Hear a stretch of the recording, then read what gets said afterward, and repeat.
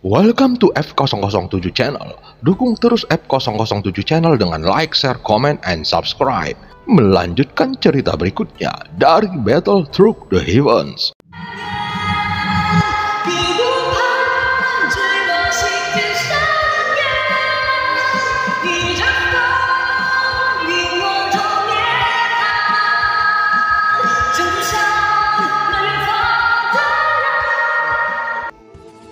Selamat beraktivitas dan terima kasih atas dukungannya selama ini. Semoga semua sobat F007 selalu diberikan kesehatan dan rezeki yang berlimpah. Amin ya robbal alamin. Pada part sebelumnya, setelah memasuki gua penciptaan, Xiaoyan mulai merasakan beberapa fenomena. Di antaranya, dia melihat sekelompok manusia yang merasakan musim dingin selama bertahun-tahun. Dan cuaca ekstrim ini sebenarnya disebabkan oleh pertarungan besar antara para dewa. Sehingga Xiaoyan akhirnya berhasil mendapatkan beberapa pencerahan. Di tengah gumaman Xiaoyan, aura di sekitarnya tiba-tiba berubah. Xiaoyan memiliki lebih banyak energi dunia dibandingkan makhluk abadi biasa. Tentu saja hal ini karena dia adalah reinkarnasi yang mulia.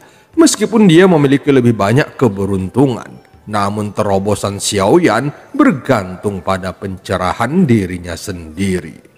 Pada saat ini terobosan langkah keenamnya menerobos sepelan gemercik air. Namun Xiaoyan tidak memperhatikan terobosannya sendiri dan benar-benar tenggelam dalam gua penciptaan yang tak berujung ini. Setiap masing-masing peristiwa yang terjadi di sini memiliki arti yang berbeda. Xiaoyan mencoba melihat makna sebenarnya yang terkandung di dalamnya dan mencoba memahami kembali arti kehidupan. Namun dalam sekejap, Xiaoyan yang berada di puncak gunung tiba-tiba mendengar tangisan bayi. Di dunia yang bermasalah ini, ada banyak bayi yang ditinggalkan oleh orang tuanya dan itu adalah hal yang biasa terjadi. Namun bayi yang ditinggalkan itu mungkin tahu bahwa dia telah ditelantarkan sehingga dia menangis sangat keras dan wajahnya memerah. Bayi ini tampak seperti baru berusia 3 atau 4 bulan. Pada awalnya, Xiaoyan mengabaikannya, sampai tangisannya menarik perhatian binatang buas yang ada di sekitarnya. Terlihat serigala lapar sudah mendekatinya dengan hati-hati. Xiaoyan mencoba menutup mata dan telinganya. Dia tidak ingin memperhatikan tangisannya yang masih terus bergema. Setelah memastikan bahwa tidak ada ancaman, beberapa serigala lapar melompat dan langsung menuju ke sumber suara tangisan itu.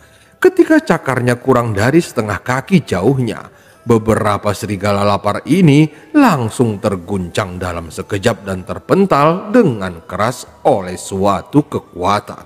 Serigala-serigala lapar itu mendengus dingin dan melarikan diri dengan cepat menuju ke perbukitan. Saat ini bayi itu dipeluk oleh sesosok tubuh dan menghilang ke dalam hutan.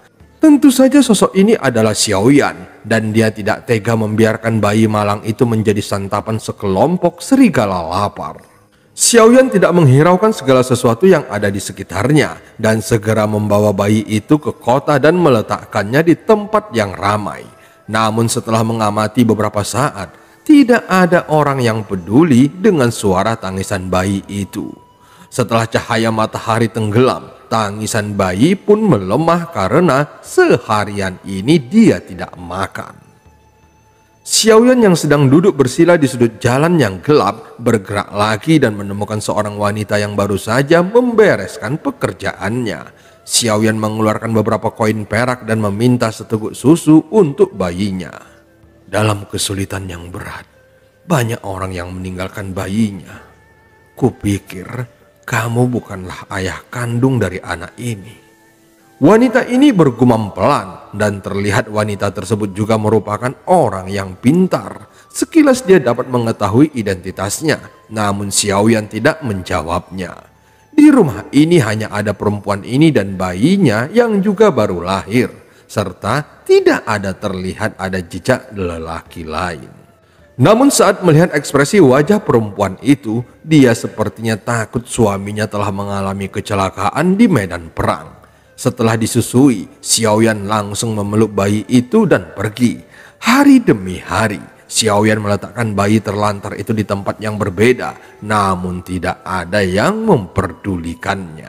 Sehingga Xiaoyan sering mendatangi wanita itu dan memintanya menyusui bayinya.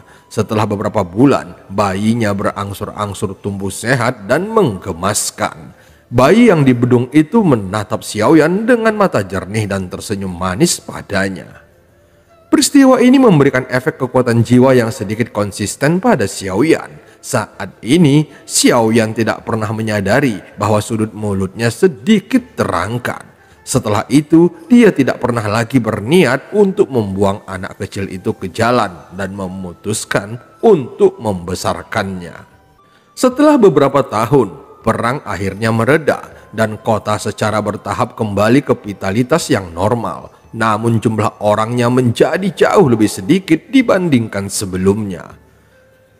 Tampak banyak bangunan hancur dan beberapa orang masih sibuk memperbaiki tempat tinggal mereka. Bisa dikatakan kota ini masih terkesan sepi dan terdengar suara beberapa anak yang sedang bermain di dalam gang. Kakak Xiaoyan, apakah ayahmu tidak melakukan apapun sepanjang hari? Seorang anak bertanya. Sebelumnya Xiaoyan memberi nama Xiaoyan pada anak yang dibesarkannya. Seorang anak yang bernama Xiaoyan itu memiliki kepala seperti harimau dan bermata besar, namun matanya sebening air sungai. Menanggapi pertanyaan itu, Xiaoyan menggelengkan kepalanya lalu berkata, Ayah tidak pernah mengatakannya. Banyak orang yang mengatakan bahwa ayah adalah dokter ajaib dan bisa menyembuhkan penyakit apapun. Sifat kekanak-kanakan Xiaoyan belum memudar. Suaranya masih sangat muda dan imun. Aku juga mendengar bahwa sebelumnya ibuku menderita penyakit yang serius dan disembuhkan oleh ayahmu. Xiaoyan, izinkan aku melakukan bagianku di masa depan sebagai ucapan terima kasih karena telah menyelamatkan hidupku. Anak itu pun berkata dengan serius. Ayah bilang, aku hanya bertahan hidup dengan meminum susu ibumu. Sebenarnya itu juga merupakan bantuan yang besar. Kita berdua bersaudara. Saudara satu susu ibu. Xiaoyan menepuk pundak anak itu dan berkata sambil tersenyum. Dialog kekanak-kanakan di antara keduanya sederhana, namun juga penuh ketulusan. Saat keduanya sedang berbicara, tiba-tiba beberapa cibiran datang dari sekitarnya. Bukankah ini dua plot kecil? Yang satu tidak punya ibu dan yang lainnya tidak punya ayah. Kalian berdua tidak mungkin memiliki hubungan yang sangat baik jika bukan karena ayah dan ibu kalian berselingkuh. Orang yang berbicara juga seorang anak-anak, tetapi dia jelas lebih tua dari mereka. Bahkan bisa dikatakan mereka sudah remaja dan ada beberapa orang lain di belakangnya. Chen Suang, jangan berbicara omong kosong. Anak di sebelah Xiaoyan tiba-tiba memerah dan meraung marah. Secara pribadi, apakah ada yang salah dengan perkataanku? Chen Suang mencibir pada anak di sebelah Xiaoyan. Dia jelas-jelas terlihat sangat bijaksana, tetapi kurang berpendidikan. Biasanya dia suka menindas anak-anak kecil ini hanya demi kesenangannya. Prajurit, ayo kita pergi. Ayah meminta kita membelikan kue wijen agar mereka tidak marah pada kita. Mata Xiaoyan tenang mendengarnya. Dia sepertinya terbiasa dengan sarkasme seperti itu. Mereka berempat mengangguk dan bersiap untuk pergi. Namun saat ini beberapa remaja dengan cepat melangkah maju dan mengepung mereka berdua. Chen Suang, apa yang ingin kamu lakukan pada kami?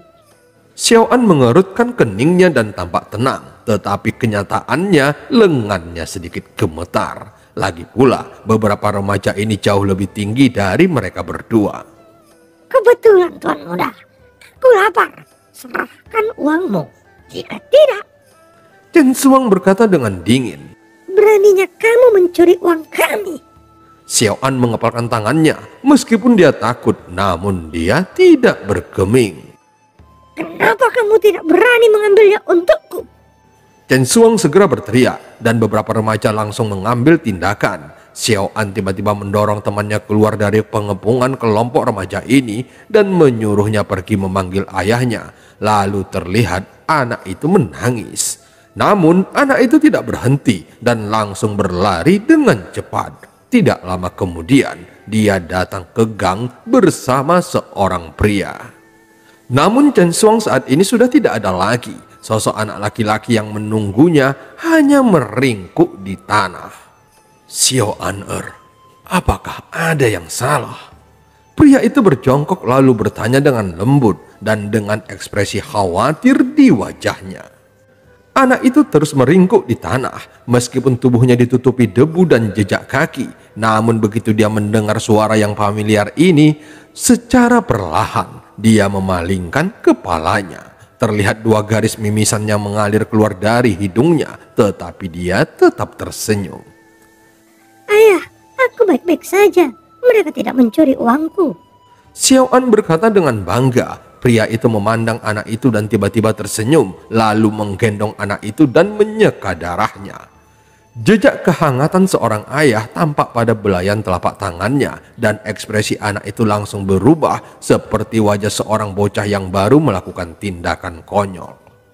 Lain kali, jika kamu memberikan uang itu kepada mereka, kamu akan menjadi pahlawan. Dan jika kamu tidak memukulnya, maka kamu akan menjadi orang baik. Xiaoyan berkata dengan lembut. Tetapi ini pertama kalinya ayah memintaku untuk membeli sesuatu. Setelah aku benar-benar dewasa dan menjadi semakin bijaksana, aku tidak boleh mengecewakan ayah lagi. Xiaoan berkata dengan penuh tekad.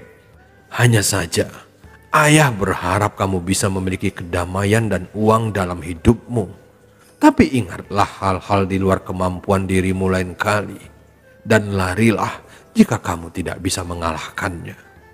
Xiaoyan menggendong anak itu dan berjalan perlahan. Ayah, bisakah aku belajar seni bela diri agar aku tidak diganggu lagi di kemudian hari? Xiaoan bertanya dengan serius. Ayah hanya tahu keterampilan medis. Apakah kamu ingin mempelajarinya? Xiaoyan tersenyum lalu menggelengkan kepalanya dan berkata dengan lembut. Dan cerita pun berakhir sampai ketemu di part selanjutnya.